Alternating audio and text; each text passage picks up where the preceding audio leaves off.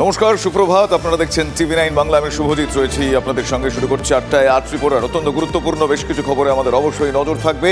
এই মুহূর্তের কোন খবর সব থেকে গুরুত্বপূর্ণ এবং তার লেটেস্ট আপডেট কি আপনাদের সামনে তুলে ধরবো। কিন্তু প্রথমেই যে খবরে আমাদের চোখ রাখতেই হবে, এখনো পুলিশের নাগালের বাইরে কুলতলির সাদ্দাম। আমি পিসিআরকে বলবো বিগ বলে একবার প্লে করতে। আমরা প্রথম যে খবর দেখবো, আমরা বিগ বলে দেখবো এখনো পুলিশের নাগালের বাইরে কুলতলির সাদ্দাম। এখনো তার টিকি ছোঁয়া যায়নি। সোমবার সাদ্দামকে ধরতে কুলতলিতে পুলিশ পা রাখতেই দুন্দুমার কাণ্ড সেখানে। সেই ছবি আপনাদের আমরা বারবার দেখিয়েছি। ফলে এখনো পুলিশের নাগালের বাইরে এই সাদ্দাম। সোমবার নকল সোনার মূর্তি বিক্রি চক্রের অন্যতম পাণ্ডায় সাদ্দামকে ধরতে কুলতলিতে পুলিশ পা রাখতেই সেখানকার পরিস্থিতি ধুন্ধুমার হয়ে ওঠে। সাদ্দামের স্ত্রী এবং তার ভাইয়ের স্ত্রীকে পুলিশ গ্রেফতার করতে পারলেও সাদ্দাম এবং তার ভাই এখনো ফেরার। এই মুহূর্তে কোথায় সাদ্দাম, কোথায় তার ভাই? এই মুহূর্তের সব থেকে বড় প্রশ্ন। বাড়িতে তল্লাশি চালিয়ে সুড়ঙ্গের রহস্য ভেদ হলেও এখনো সাদ্দামের টিকি পুলিশ ছুঁতে পারেনি। মঙ্গলবার সাদ্দামের সহকারী আফতাব সর্দার, যার নাম, তাকে গ্রেফতার করে পুলিশ। গতকাল সেই সময়কার ছবি আপনাদের আমরা দেখিয়েছি।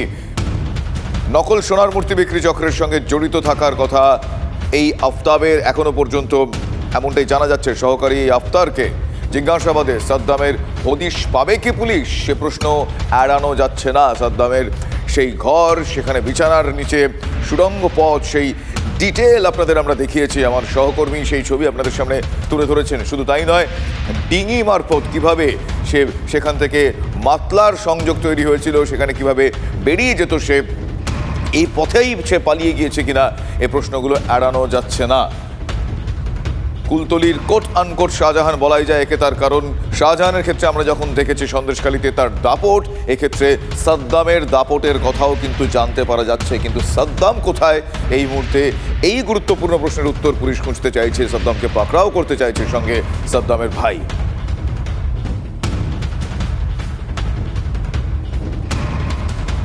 সোমবার থেকেই ধুন্ধুমার কাণ্ড সেখানে। গতকাল আপনাদের আমরা দেখিয়েছি যে সেখানে পুলিশি অভিযান। সেখানে আফতারকে পুলিশ প্রথমে আটক, তারপরে গ্রেফতার করে। এখনো পর্যন্ত সাদ্দামের কীর্তির যে সমস্ত বিষয়গুলো ফাঁস হয়েছে জানতে পারা যাচ্ছে, এলাকাবাসীর কাছ থেকে জানতে পারা যাচ্ছে, সব মিলিয়ে এই সাদ্দামের দাপট নিয়ে কোনো সংশয় কিন্তু আর থাকছে না।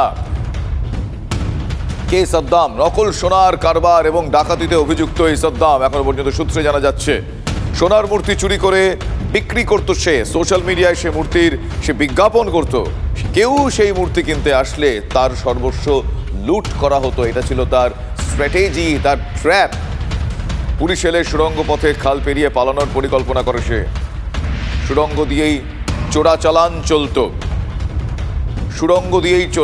চলতো বলে মনে করা হচ্ছে। মূর্তি দেখিয়ে প্রতারণা। প্রথমে মূর্তির বিজ্ঞাপন দেওয়া হতো, সেই মূর্তি কেউ কিনতে আসলে তার সর্বস্ব লুট করা হতো। এমনটাই ছিল তার এই লুটতরাজের প্রক্রিয়া।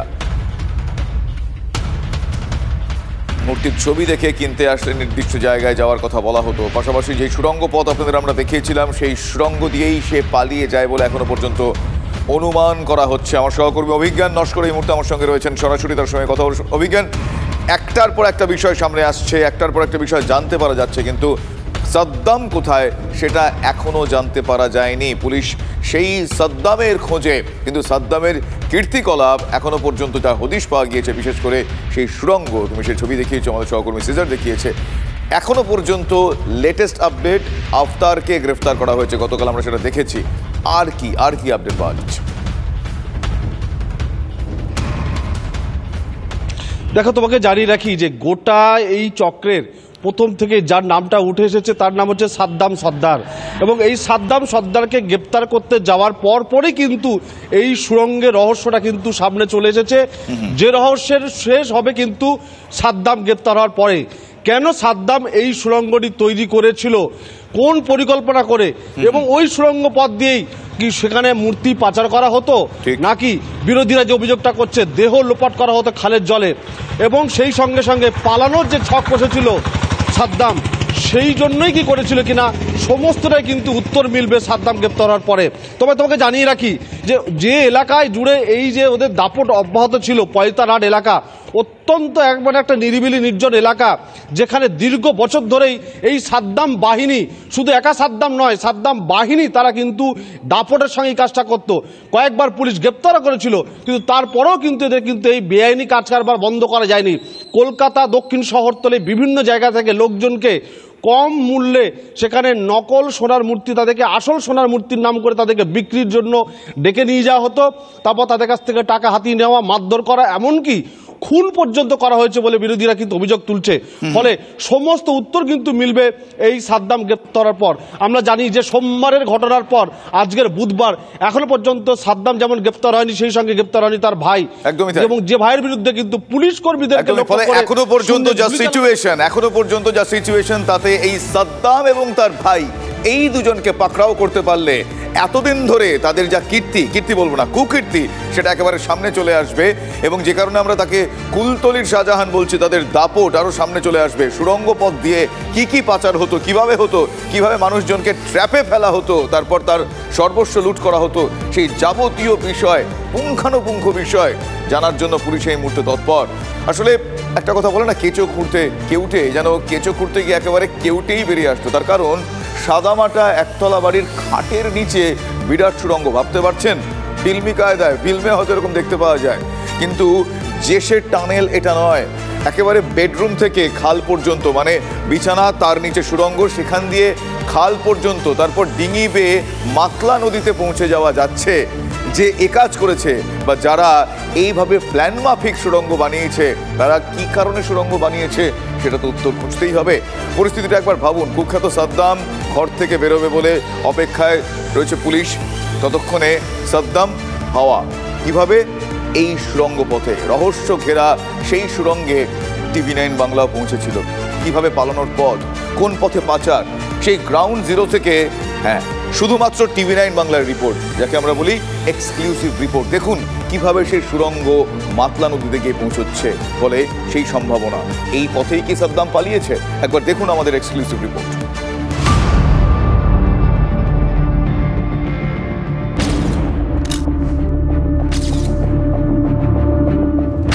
এই সেই রহস্যময় সুড়ঙ্গ, যে সুড়ঙ্গর একটা দিকে এই যে গ্রিলের দরজা দেখা যাচ্ছে, এই গ্রিলের দরজার ওপারে সাদ্দাম সর্দারের শোবার ঘর, এবং সেই ঘর থেকে সোজা এই কংক্রিটের সুড়ঙ্গ, ইট দিয়ে তৈরি করা কংক্রিটের সুড়ঙ্গ নেমে গেছে পাশের যে খাল, সেই খালে।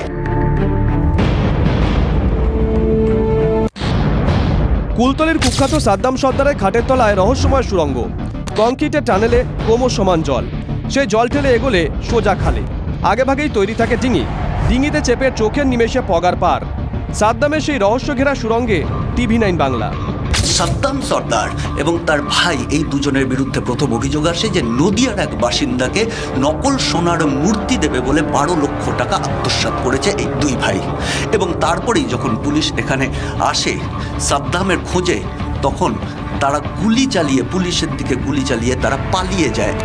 দক্ষিণ 24 পরগনার কুলতলিতে রীতিমতন সাম্রাজ্য গেড়ে বসেছে কুখ্যাত সাদ্দাম। তার খোঁজে পুলিশ দরজায় টোকা মারলে কি হবে?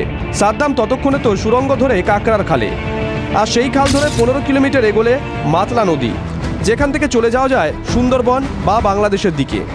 রাজাদের সময় বা ব্রিটিশ জমানায় কোনো কুঠি বা বাড়ি থেকে এভাবে সুড়ঙ্গ মিশে যেত কোনো নদীতে, তা বলে সাদ্দামের ঘরেও বিরাট সুড়ঙ্গ। যে খালে আমি এই মুহূর্তে দাঁড়িয়ে আছি, সেই খাল গিয়ে মিশছে মাতলা নদীতে, অর্থাৎ পালানোর রাস্তাটা খুব স্পষ্ট। এবং এখান থেকে গোটা দক্ষিণ 24 পরগনা জুড়ে চলা, বিশেষ করে গোচরণ, কুলতলি, এই গোটা এলাকা জুড়ে চলা একটা বড় চক্রের হদিশ মিলছে। কিন্তু কেন বাড়িতে 15 থেকে 20 ফুটের কংক্রিটের টানেল বানিয়েছিল সাদ্দাম? সূত্রের খবর, পুলিশের তাড়া খেয়ে হোক বা যাদের সঙ্গে প্রতারণা করত সাদ্দাম, তাদের চোখে ধুলো দিয়ে পালাতে এটাই সেরা রাস্তা দিয়ে গেলে যতটা নজর পড়বে, জলপথের ক্ষেত্রে সেই সম্ভাবনা অনেকটাই কম। প্রশ্ন উঠছে, এই সুড়ঙ্গ পথ দিয়েই কি লুটের জিনিস পাচার হতো? লুটের মালপত্র কি সুড়ঙ্গ পথে জমা হতো সাদ্দামের ঘরে? এর সঙ্গে কি কোনো আন্তর্জাতিক চক্রের যোগাযোগ আছে? এর আগে বিভিন্ন সময় বাংলাদেশি যে জলদস্যুরা তারাও কিন্তু এই এলাকায় ঘাঁটি গেড়েছে এমন হদিশও মিলেছে, এবং সেখান থেকেই একটা আন্তর্জাতিক র্যাকেটের যেমন হদিশ মিলছে, তার পাশাপাশি এই অপরাধীদের যে মোডাস অপারেন্ডির ক্ষেত্রে এই ধরনের যে সুড়ঙ্গ ব্যবহার করা সেটাও কিন্তু উঠে আসছে। সোনার মূর্তি নামে লাখ লাখ টাকা প্রতারণা, জাল নোট থেকে বেআইনি কারবার বা খুন করে দেহ ভাসিয়ে দেওয়া, সাদ্দামের বিরুদ্ধে অভিযোগ ভুরি ভুরি। তার বাড়ির খাট সরানোর পর যেভাবে রহস্যের হাট খুলেছে তাতে আর কি বেরিয়ে আসে তা নিয়ে কৌতূহল। সিজার মণ্ডল, সুশোভন ভট্টাচার্য ও অভিজ্ঞান নস্করের রিপোর্ট, TV9 বাংলা।